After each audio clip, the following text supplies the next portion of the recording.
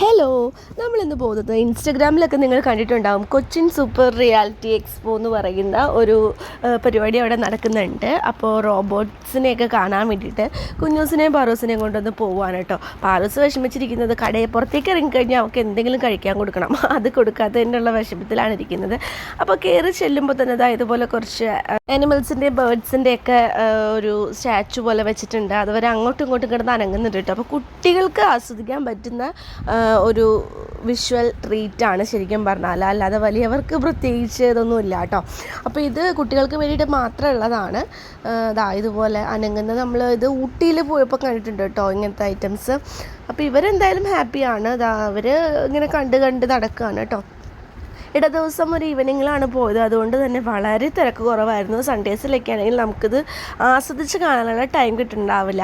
അപ്പോൾ കുറച്ച് മുമ്പോട്ട് പോയി കഴിയുമ്പോഴത്തേക്കും 2 റോബോട്ട്സ് ആണ് ഇവിടുത്തെ മെയിൻ ഹൈലൈറ്റ് എന്ന് പറയുന്നത്.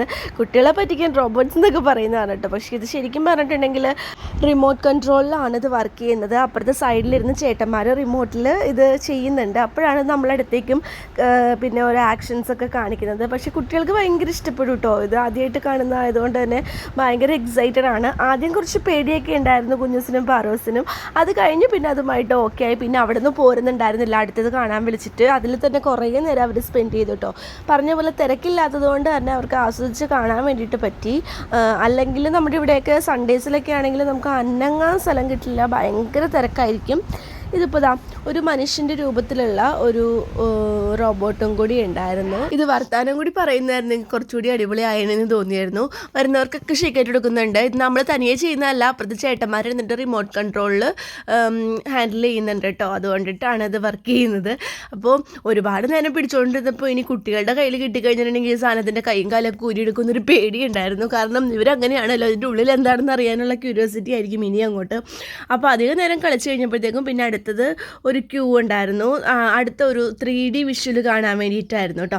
അപ്പോൾ അത് കാണാൻ വേണ്ടിയിട്ട് പോയി ക്യൂവിൽ നിന്നിട്ട് വീണ്ടും തിരിച്ചു വന്നു ഇങ്ങോട്ട് ഒന്നുകൂടി കളിക്കണം എന്ന് പറഞ്ഞിട്ട്.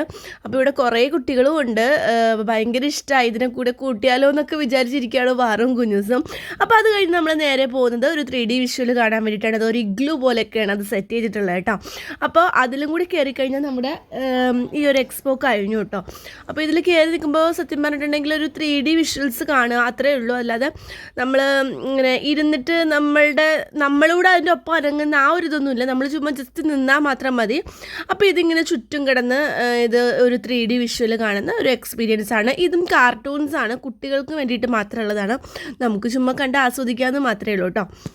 അപ്പോൾ കുട്ടികൾക്ക് ഇഷ്ടപ്പെടുന്ന ഒരു അടിപൊളി സംഭവം തന്നെയാണ്. കാണാത്തവരുണ്ടെങ്കിൽ ഒന്ന് കണ്ടു നോക്കുക. ഇവിടെ കുട്ടികൾക്ക് 5 വയസ്സിൽ താഴെയുള്ള കുട്ടികൾക്ക് ടിക്കറ്റ് ഫ്രീ ആണ്, അല്ലാത്തവർക്ക് 100 രൂപയാണ് ടിക്കറ്റ് ഫീ വരുന്നത്. അപ്പോൾ കാണാത്തവരുണ്ടെങ്കിൽ ഒന്ന് കണ്ടു നോക്കുക കുട്ടികളൊക്കെ ആയിട്ട്. അപ്പോൾ ഇത്രയേ ഉള്ളൂ വീഡിയോ. ഇഷ്ടപ്പെട്ടു ലൈക്ക് ചെയ്യാനും സബ്സ്ക്രൈബ് ചെയ്യാനും മറക്കരുത്.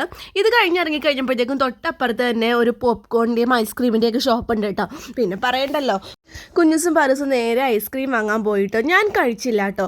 കുഞ്ഞൂസിൻ്റെ ആരുടെങ്കിലൊക്കെ ബാക്കി ഉണ്ടാവുമെന്ന് എനിക്കറിയാം, അതുകൊണ്ട് അതാണ് ഞാൻ കഴിച്ചത്. എനിക്ക് അങ്ങനെ ഐസ്ക്രീമിനോടൊന്നും വലിയ താല്പര്യം ഉണ്ടായിരുന്നില്ല. ഒന്നാമത് മഴയും തണുപ്പൊക്കെ ആയിരുന്നു. പക്ഷെ അവർ കഴിച്ചു കേട്ടോ. അത് കഴിച്ചിട്ട് കുഞ്ഞൂസ് കുറച്ചേ കഴിച്ചിട്ടുണ്ടായിരുന്നുള്ളൂ. അത് കഴിച്ചപ്പോൾ തന്നെ അവന് വേണ്ടാന്ന് പറഞ്ഞു കേട്ടോ. അപ്പോൾ എന്താണെന്നറിയില്ല, അത് കഴിച്ചിട്ടാണോന്നറിയില്ല, തിരിച്ച് വീട്ടിലെത്തിയപ്പോഴത്തേക്കും 2 പേരും ഛർദ്ദിച്ചു. ഇനി ഇതിൻ്റെ ആണോന്ന് എനിക്ക് അറിയില്ല കേട്ടോ. എന്തായാലും വേറെ പുറത്തുനിന്ന് ഫുഡൊന്നും നമ്മൾ കഴിച്ചിട്ടുണ്ടായിരുന്നില്ല. ഇത് കണ്ട് നമുക്ക് പുറത്തേക്ക് ഇറങ്ങണമെന്നുണ്ടെങ്കിൽ വേറെ കുറച്ച് എക്സിബിഷൻ പോലെ ഇങ്ങനെ വെച്ചിട്ടുണ്ടാവും കേട്ടോ. ഇത് എല്ലാ എക്സ്പോയിലും ഉള്ളതാണ്. ഫുഡ് ഐറ്റംസ്, നമ്മുടെ വീട്ടിലേക്ക് വേണ്ടിയിട്ടുള്ള സാധനങ്ങൾ, ഡ്രസ്സ് എന്ന് വേണ്ടി ഇഷ്ടംപോലെ ഐറ്റംസ് ഉണ്ടാവും. എല്ലാം കണ്ട് ഞങ്ങൾ നേരെ വീട്ടിലേക്ക് പോന്നു കേട്ടോ.